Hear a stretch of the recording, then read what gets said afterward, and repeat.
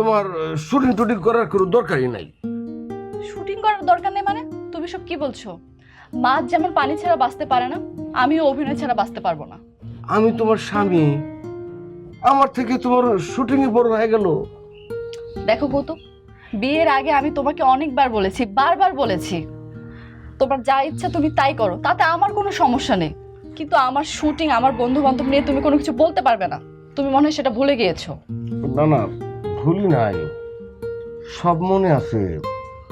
আমি উদার হইতে চাই, আমি আমি কিছু বলতে চাই না।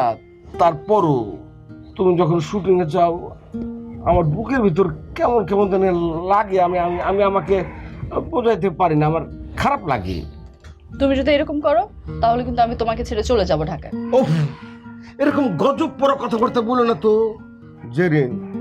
আমি মনে হয় তোমাকে এখনো বোঝাইতে পারি নাই আমি তোমাকে কতটা ভালোবাসি। দেখো, আমি নায়িকা মানছি, তার মানে এই নয় যে আমার কোনো মন নেই। আহারে আহারে, তুমি তো দেখতেছি সেকেন্ডে সেকেন্ডে ঘামতেছো।